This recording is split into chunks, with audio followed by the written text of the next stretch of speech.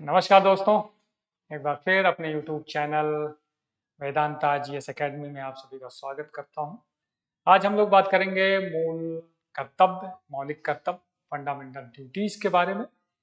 हमारे जब देश की आज़ादी के बाद जब संविधान बन रहा था, तो संविधान जो बनाने वाले थे उस समय, उन्होंने देश की जनता, जैसे उन्होंने मूल कर्तव्य संविधान में वर्णित किया है। मूल कर्तव्य जो हमारे 7 मूल कर्तव्य थे, मौलिक अधिकार थे।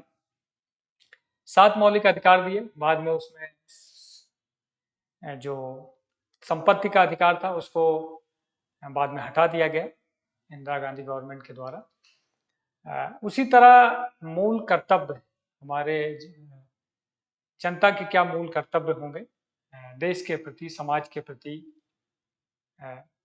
उसके बारे में बात की, लेकिन उसको उस समय संविधान में ला नहीं रखा गया, लेकिन उस पर चर्चा हुई थोड़ी बहुत। उसके बाद इंदिरा गांधी ने जब आपातकाल लगाया, तो उस समय उन्होंने 1976 में स्वर्ण सिंह समिति, एक समिति बनाई, जिसकी सिफारिश पर उन्होंने संविधान में इसको जोड़ा। सरकार ने 42वें संविधान संशोधन के मासिक प्रस्तावना सहित संविधान के कई बदलाव किए, जिसमें भारतीय संविधान में के तहत मौलिक कर्तव्य भी शामिल थे। और पहले मौलिक कर्तव्यों की संख्या 10 थी, और उसके बाद उसमें जो है 2002 में 86वें संविधान संशोधन के द्वारा भारत के संविधान अनुच्छेद 51A, आर्टिकल 51A भाग 4A में के तहत मूल 10 कर्तव्यों को बढ़ाकर 11 मूल कर्तव्य कर दिए गए। 11वां जो मूल कर्तव्य था, उसमें अभिभावकों से ये अपेक्षा की गई कि वो अपने 6 वर्ष से 14 वर्ष के बच्चों को, आयु के बच्चों को शिक्षा प्राप्त करने का अवसर देंगे।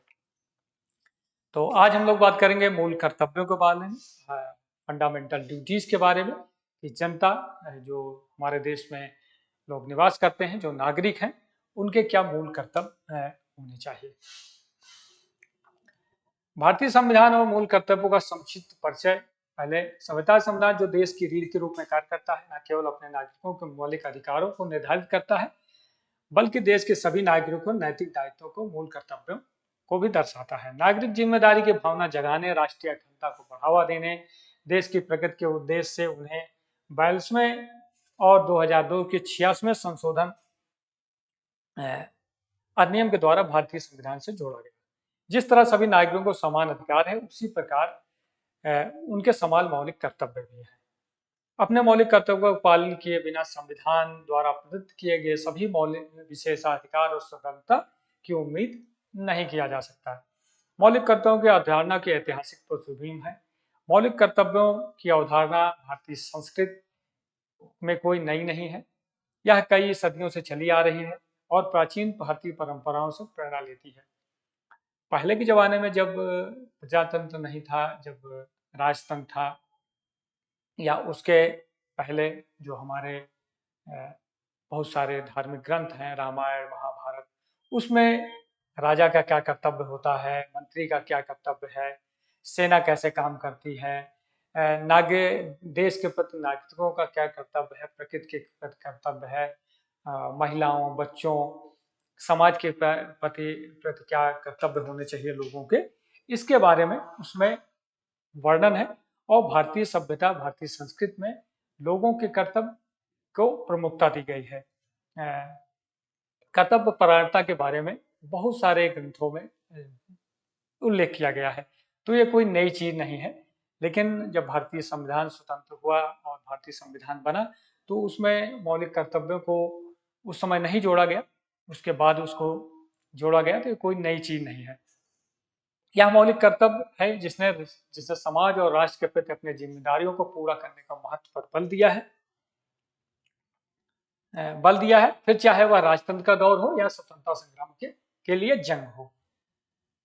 जैसे स्वतंत्रता संग्राम हो रहा था, तो उसमें जो समय के लीडर थे उन्होंने लोगों को भारत को स्वतंत्र कराने के लिए लोगों को जागरूक किया, उनको उनके उनको क्या कार्य करने चाहिए, उनकी क्या ड्यूटी है समाज के प्रति, देश के प्रति, उसको उन्होंने बताया। स्वतंत्रता संग्राम के दौरान इस विचार को और बल मिला जब भारतीय नेताओं ने राष्ट्र निर्माण में नागरिकों को सक्रिय भागीदारी की आवश्यकता को पहचाना। हालांकि मौलिक कर्तव्यों को भारतीय संविधान में स्पष्ट रूप से शामिल करने का कार्य 1976 में किया गया। भारतीय संविधान में मौलिक कर्तव्यों को कब जोड़ा गया? 1976 में स्वर्ण सिंह समिति की सिफारिश पर मौलिक कर्तव्यों को संविधान में जोड़े गए थे, जिसका गठन श्रीमती इंदिरा गांधी ने राष्ट्रीय आपातकाल घोषणा के तुरंत बाद संविधान को अध्ययन और संशोधन के लिए किया था। सरकार ने 42वें संविधान संशोधन के माध्यम से प्रस्तावना सहित संविधान के कई बदलाव शामिल किए, जिसमें भारतीय संविधान के तहत मौलिक कर्तव्यों को भी शामिल किया गया था। इसको एक मिनी संविधान भी बोला जा सकता है। उसमें बहुत सारी चीजें, जैसे प्रस्तावना में कई सारी चीजें जोड़ी गई और इसमें फंडामेंटल ड्यूटीज, मौलिक कर्तव्य जोड़े गए। तो बहुत सारी चीजें जो है उस समय आपातकाल के दौरान श्रीमती इंदिरा गांधी के द्वारा संविधान में जोड़ा गया। इस संविधान संशोधन में भारतीय संविधान के भाग 4 के अनुच्छेद 51A कॉलम ए में 10 मौलिक कर्तव्यों की रूपरेखा दी गई थी, जिसे पूरा करने के प्रत्येक नागरिक को प्रयास करना चाहिए। हालांकि 2002 में 86वें संविधान संशोधन भारत के संविधान अनुच्छेद 51A भाग 4 के तहत मूल कर्तव्यों की संख्या बढ़ाकर उसमें एक मूल कर्तव्य और जोड़ा गया।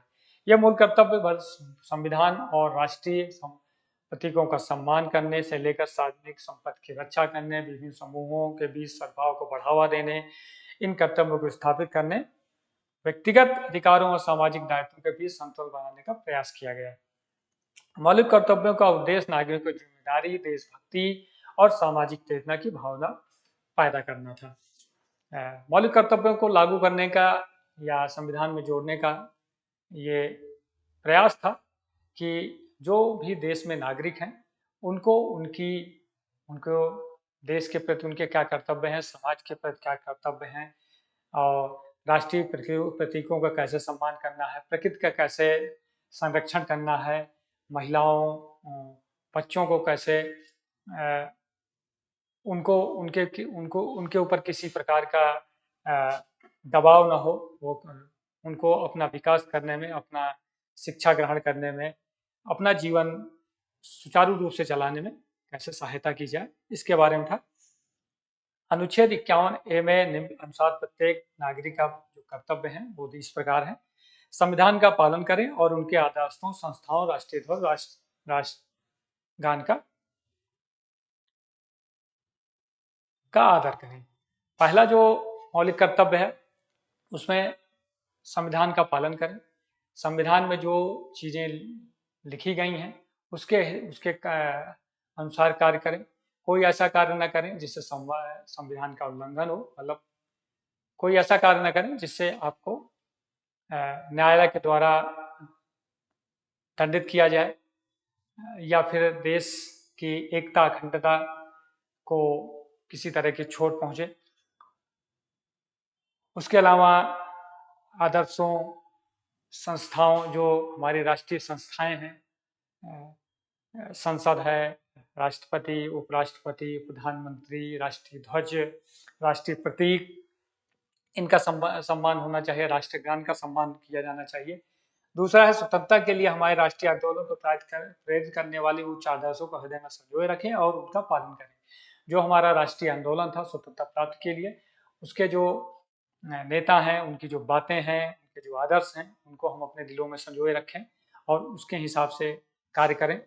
तीसरा है भारत की संप्रभुता, एकता और अखंडता की रक्षा करें और उसे अक्षुण्ण बनाए रखें। भारत देश की जो संप्रभुता है, एकता है और अखंडता है, उसको हम अपने कृत्यों के द्वारा किसी भी प्रकार की क्षति न पहुंचाएं, उसको किसी भी तरह की उसको अक्षुण्ण बनाए रखने में मदद करें। मतलब अलगाववाद, नक्सलवाद, इन सब चीज़ों में इन सब से दूर रहें तीसरा है देश की रक्षा करें और आह्वान किए जाने पर राष्ट्र की सेवा करें। अगर कभी देश के ऊपर कोई आपात स्थिति आती है, बाहरी आक्रमण हो जाता है, अगर की स्थिति आती है या आर्थिक आपातकाल आता है, तो सरकार के द्वारा अगर आह्वान किया जाता है, जैसे सेना में भर्ती हुआ या समाज के क्षेत्र में काम करना है, वॉलंटियर सोशल वॉलंटियर बनना है, तो अगर सरकार आह्वान करती है तो उसमें शामिल होकर काम करें। पांचवा है भारत के सभी लोगों को समरसता और समान भ्रातृत्व की भावना का निर्माण करें, जो धर्म, भाषा, प्रदेश, वर्ग आधारित सभी भेदभाव से परे हो। ऐसी प्रथाओं का त्याग करें जो स्त्रियों के सम्मान के विरुद्ध हो। सभी भारतीयों से अपेक्षा की जाती है कि वो सभी भारतीय आपस में भ्रातृत्व की भावना रखें, किसी भी प्रकार का द्वेष न रखें, जो धर्म, भाषा, जात और प्रदेश, वर्ग आधारित सभी भेदभाव को मिटाने वाली हो। ऐसा कोई कार्य न करें जिससे इसमें वैमनस्य पैदा हो, और स्त्रियों के सम्मान के विरुद्ध कोई ऐसा कार्य न करें जो स्त्रियों के विरुद्ध सम्मान के विरुद्ध हो। छठा है हमारी सामाजिक सांस्कृतिक गौरवशाली परंपरा का महत्व समझें और उसका परीक्षण करें। हम भारत देश की जो गौरवशाली परंपराएं हैं, उनको सहेजें, उनको संरक्षित रखें, उसका परीक्षण करें और उसी अनुसार अपने कर्तव्यों का पालन करें। सातवां है प्राकृतिक पर्यावरण, जिसके अंतर्गत वन, झील, नदी और वन जीव और उनकी रक्षा और संवर्धन करें तथा प्राणी मात्र के प्रति दया भाव रखें। सभी भारतीयों से अपेक्षा की जाती है कि वो पर्यावरण संरक्षण करें, कोई ऐसा कार्य न करें जिससे पर्यावरण का विघटन हो।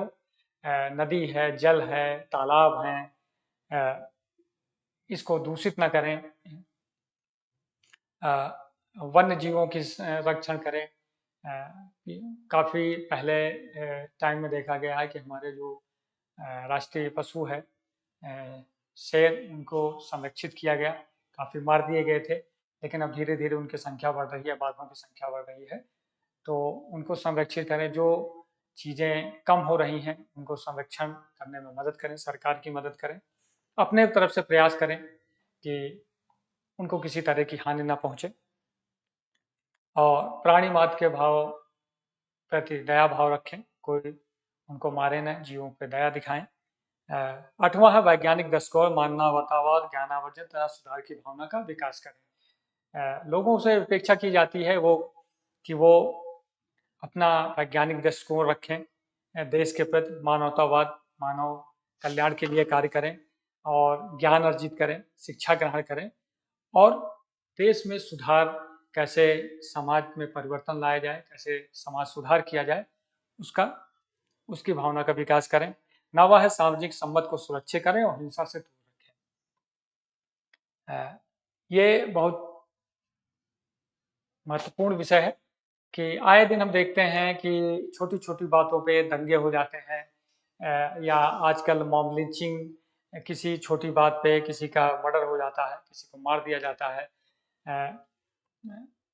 या आतंकवाद, नक्सलवाद, ड्रग्स की तस्करी, नशा का जो है प्रचार प्रसार, इन सब से दूर रहें।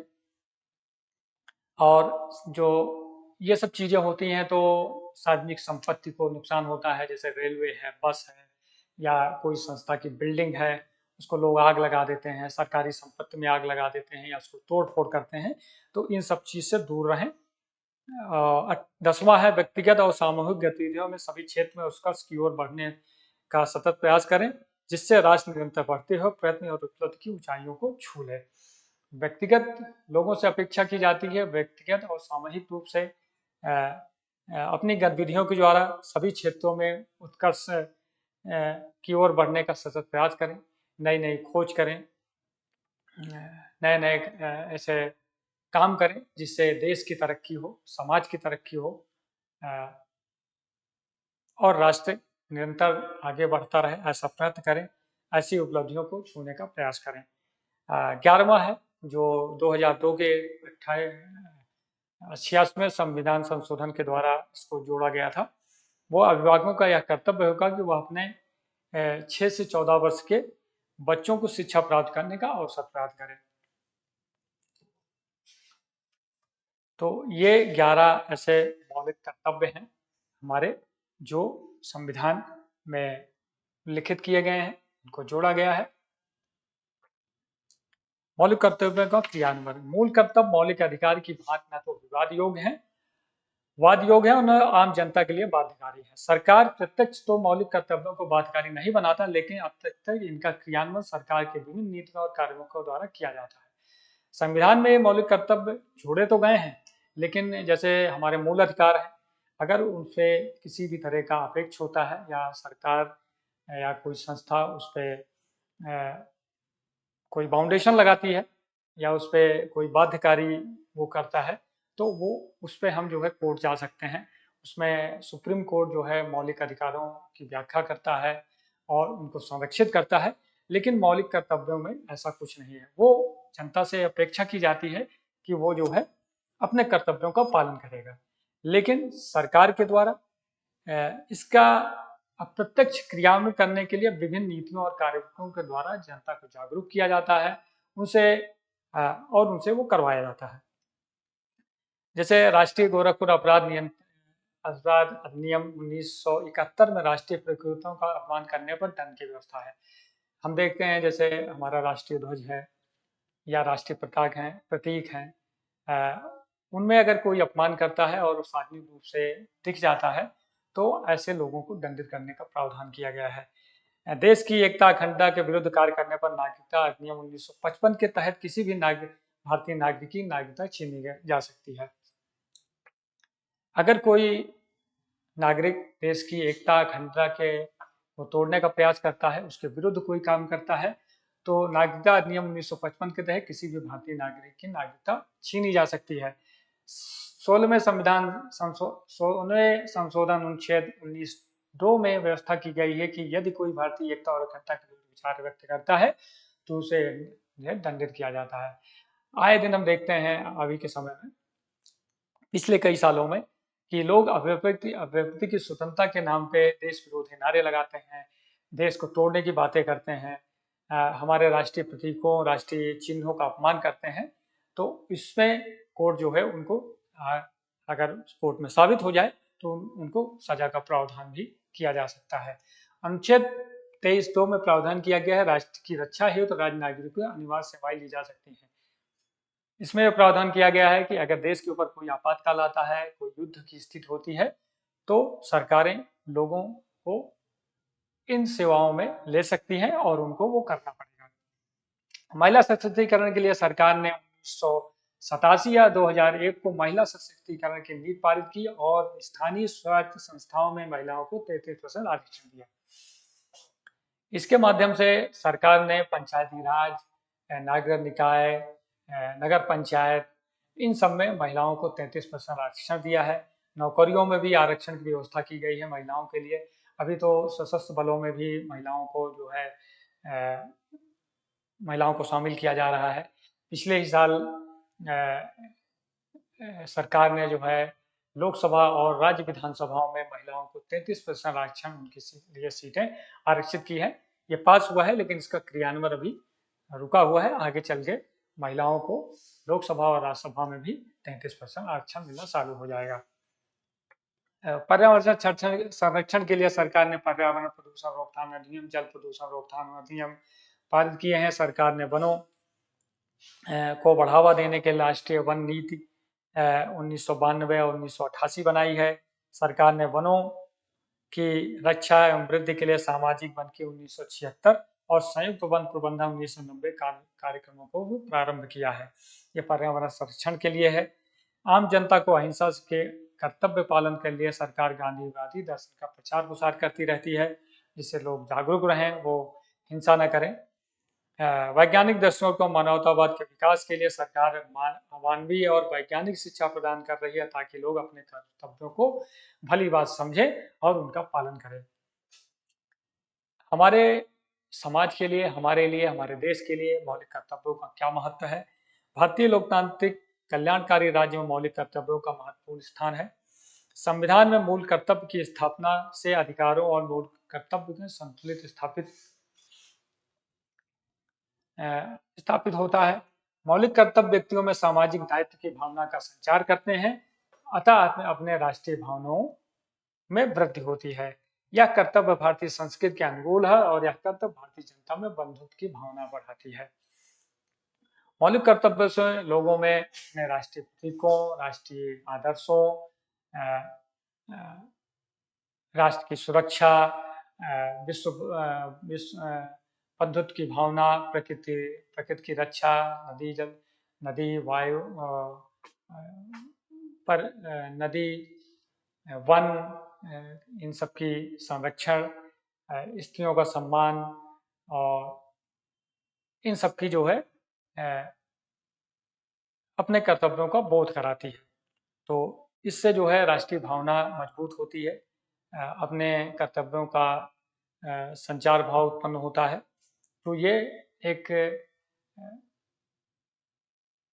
सफल देश के लिए और एक सही समाज के लिए सभी लोग अपने मूल कर्तव्यों को भली बात समझें, अपने मूल कर्तव्यों का सही से पालन करें, तो देश तरक्की करेगा, वृद्धि करेगा, खुशहाल होगा और देश के अंदर अलगाववाद, नक्सलवाद, आतंकवाद, महिलाओं के ऊपर जो अत्याचार होते हैं, बच्चों के साथ जो गलत काम होते हैं, बाल मजदूरी, इन सब पे प्रभावी रोक लगेगी और देश निरंतर वृद्धि करेगा। मौलिक कर्तव्यों और उच्च न्यायालय। सर्वोच्च न्यायालय ने मई 1998 में भारत सरकार को अधिसूचना जारी की कि राज्य का कर्तव्य है कि मौलिक कर्तव्यों के बारे में जनता को शिक्षित करें ताकि अधिकार तथा कर्तव्यों के मध्य संतुलन बना रहे। इस अधिसूचना के बाद भारत सरकार ने एक समिति का गठन किया जिसके कार्य थे 1998 में सर्वोच्च न्यायालय ने भारत सरकार को ये अधिसूचित किया कि देश के अंदर मौलिक कर्तव्यों के बारे में लोगों को जागरूक करें, शिक्षित करें ताकि लोगों को अपने कर्तव्यों के बारे में सही जानकारी उपलब्ध हो, जिसके फलस्वरूप प्राथमिक विद्यालय, माध्यमिक शिक्षा, उच्च माध्यमिक शिक्षा और विश्वविद्यालय स्तर पे मौलिक कर्तव्यों की शिक्षा हेतु विषय वस्तु का विकसित करना, पाठ्यक्रम और सह पाठ्यक्रम क्रियाओं के भाग के रूप में गतिविधियों का निर्धारण करना, सेवा पूर्व तथा सेवा काल में विभिन्न स्तरों पर शिक्षकों के प्रशिक्षण और कार्यक्रम विकसित करना, एनसीईआरटी द्वारा पहले से क्रियान्वित कार्यों को राष्ट्रीय पाठ्यक्रम के रूपरेखा में शामिल करना तथा आर्थिक सुझावों को प्राप्त करना, वैक शिक्षा, औपचारिक शिक्षा, मीडिया के माध्यम से नागरिकों को प्रशिक्षण हेतु प्रथम विषय वस्तु का विकास करना। तो ये सब चीजें सरकार के द्वारा की जाती हैं लोगों को जागरूक करने के लिए। भारत सरकार ने मौलिक कर्तव्यों के क्रियान्वयन हेतु 2001 में JS वर्मा समिति का गठन किया। इस समिति ने अपनी रिपोर्ट प्रस्तुत की, मौलिक कर्तव्यों के क्रियान्वयन हेतु 50% पर बल दिया।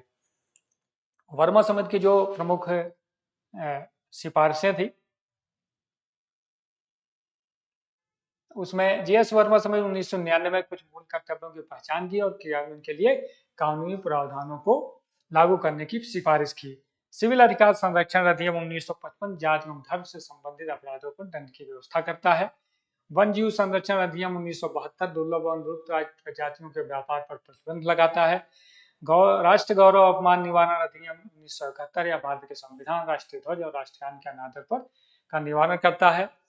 वह वन अधिनियम 1980 वनों की अनियंत्रित कटाई और वन के गैर वन उद्देश्यों के लिए इस्तेमाल पर रोक लगाता है। भारतीय दंड संहिता IPC घोषणा करती है कि राष्ट्रीय अखंडता के लिए पूर्वग्रह से प्रेरित अभ्यारोहण और अभिकथन दंडात्मक अपराध होगा।